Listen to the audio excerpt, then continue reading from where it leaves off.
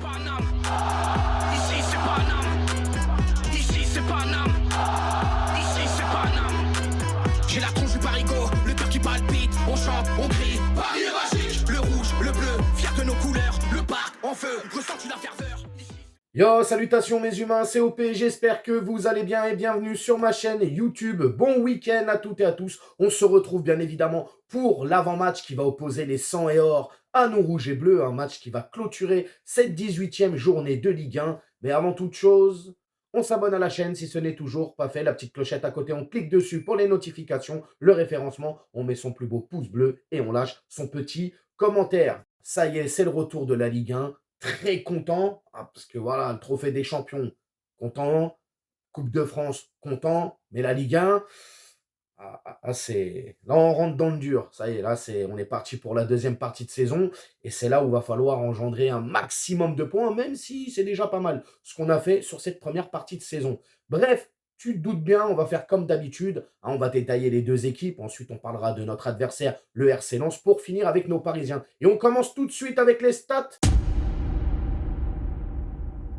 Pour clôturer cette 18e journée de Ligue 1, nos Parisiens s'envolent direction le nord pour y affronter le RC Lens. Coup d'envoi à 20h45 au stade Bollaert et c'est retransmis sur Amazon Prime Video. Au classement général de cette Ligue 1, concernant Lens, ça va bouger.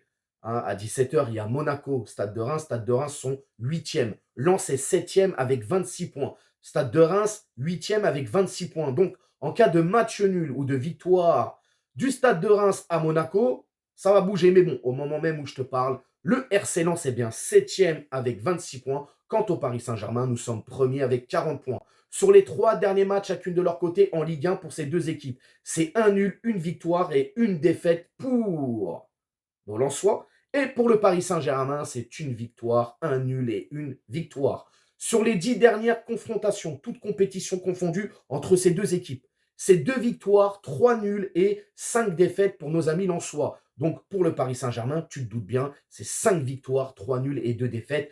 Dernière défaite en date des Parisiens face au RC Lens. On se souvient, c'était l'année dernière, le fameux 3-1 à Bollaert, où on s'est fait littéralement secouer, j'ai envie de te dire. Hein. C'est bien le mot adéquat pour cette contre-performance parisienne en terre lensoise. Bref, nous allons maintenant détailler nos adversaires de demain soir, le RC Lens.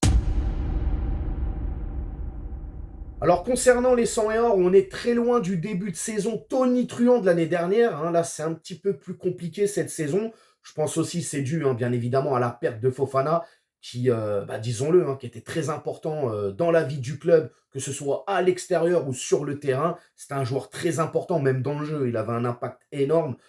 Donc, ils l'ont perdu, ils n'ont pas su vraiment le remplacer et je pense que ça leur a fait beaucoup de mal, notamment sur cette saison. Ils ont quand même accroché une belle deuxième place l'année dernière, on ne va pas se mentir, avec un seul point d'écart face au PSG. C'est quand même pas rien, on ne va pas se mentir. Donc, synonyme de qualification pour la Ligue des Champions. D'ailleurs, cette saison, la Ligue des Champions, c'est plutôt pas mal leur parcours. Bon, ils sont éliminés, mais ils ont été quand même repêchés en Europa League avec cette jolie 3e place. Et il me semble qu'ils vont affronter Fribourg pour les 16e de finale. Donc, c'est plutôt pas mal. C'est plutôt pas mal. Alors, Frank Hayes, ça ne change pas. La même philosophie. Pour moi, c'est quand même l'un des très bons coachs qu'on a en Ligue 1. On ne va pas se mentir. Frank Hayes, même philosophie. Jeu porté vers l'avant. Possession. Transition rapide. On le voit aussi avec son schéma tactique. Je crois que c'est un 3-4-2-1, si je ne dis pas de bêtises. Donc, grosse densité au milieu. Voilà, il aime avoir le ballon, il aime aller très vite. On voit aussi le gros travail de ces joueurs de couloir.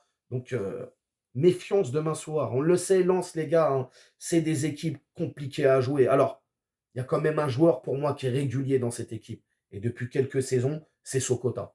Sans mauvais jeu de mots, Sokota est quand même très sous-coté, je trouve, en Ligue 1.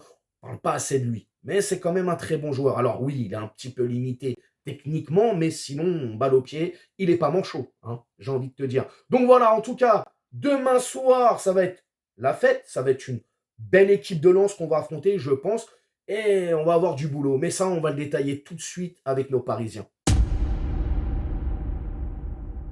Nos Parisiens ont fait belle figure pour cette nouvelle année 2024, notamment avec la victoire face à Toulouse pour le Trophée des Champions. Ça fait plaisir. À côté de ça, les 32e de finale de Coupe de France face à une vaillante équipe de Revel, 0-9, c'est pépère. Mais demain soir, retour aux choses sérieuses, les gars. Ah, c'est Lens. Va falloir être discipliné, concentré et surtout être très, très efficace devant les buts. Parce que, encore une fois, si on n'est pas efficace devant les buts lensois, on risque de le payer très cher. Hein, Lens, ils ne vont pas faire de la figuration demain soir. Ils sont chez eux, ils vont essayer de gagner. Il faut qu'ils prennent des points. Nous, on a 40 points, il faut qu'on prenne le large aussi. Donc, voilà, il faut qu'on soit bien comme il faut, bien dans nos pompes, bien dans la tête, le moral, et surtout, on se donne à fond, les gars. Vraiment, vraiment. Côté Mercato, hein, si ce n'est Mukiele qui, lui, veut partir du Paris Saint-Germain. Hein, voilà, l'appel du Bayern Munich lui a complètement, pas dire faire perdre la tête, mais bon, le mec, il végète sur le banc parisien, il a un peu de temps de jeu. Là, il se dit, il y a peut-être moyen d'aller chercher une place à l'Euro et de jouer énormément au Bayern. Tourelle aussi qui pousse derrière. Bon, forcément, le joueur, il a plus trop envie de rester au Paris Saint-Germain. Donc, le PSG est en train de s'activer en coulisses pour justement travailler sur ce dossier, essayer d'en tirer un maximum. Peut-être ils vont le conserver aussi, hein, c'est aussi une hypothèse, peut-être une option. Peut-être le PSG vont fermer la porte et garder Mukiele. On verra, mais en tout cas, moi, je pars du principe où le joueur qui a plus envie de rester, ça devient compliqué au bout d'un moment, même s'il est professionnel, voilà. Et puis on récupère quelqu'un d'autre. Hein, c'est comme ça. En tout cas, c'est la valse des insiders aussi. Hein, on entend plein de noms, Benzema, machin. Les gars, fermez un petit peu les Twitter et tout.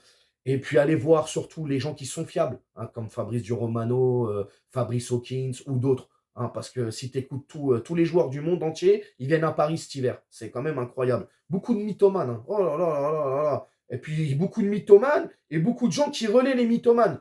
T'as la tête comme ça à la fin de la journée, mon pote. Bref, en tout cas, demain soir, messieurs, victoire obligatoire pour le 11 de départ. Hein, si j'étais coach du PSG, demain soir, quel 11 de départ je mets? C'est très simple. Déjà, un 4-3-3 des familles. Moi, j'aime bien le 4-3-3, je reste comme ça. Je mets Donnarumma dans les cages. Je pars avec une charnière Marquinhos, Beraldo. Oui, pourquoi Beraldo? Parce que demain soir, va y avoir une vraie adversité. Et j'ai envie de le voir dans une vraie adversité. Hein, il a joué un petit peu au Trophée des Champions. Il a joué aussi un petit peu en Coupe de France. Là, c'est autre chose, c'est le championnat. Donc, je le mets titulaire demain.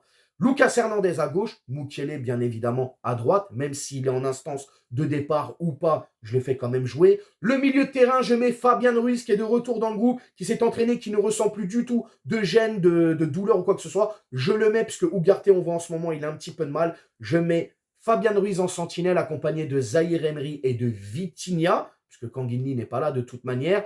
Ensuite, pour l'attaque, je mets Dembélé à droite. Je mets Mbappé à gauche et dans l'axe, je mets Gonzalo Ramos, puisque je crois en lui et j'aime beaucoup ce joueur. Pour le score final, je vois une victoire parisienne à un but d'écart, je vois un 1-2. Voilà, 1-2 pour le Paris Saint-Germain. Et les buteurs, je vais mettre Mbappé et Vitinha. Voilà, Mbappé, Vitinha pour les buteurs.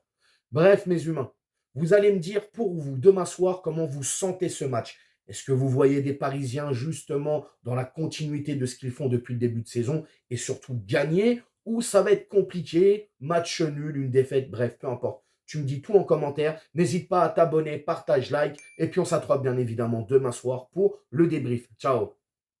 On t'a fait Nougano, c'est que tu t'es pris une banane. Pas de gauche à la néné, nettoyeur de lucarne, nique sa mère, les foutiques, c'est l'UTES que j'incarne. Paris Capital et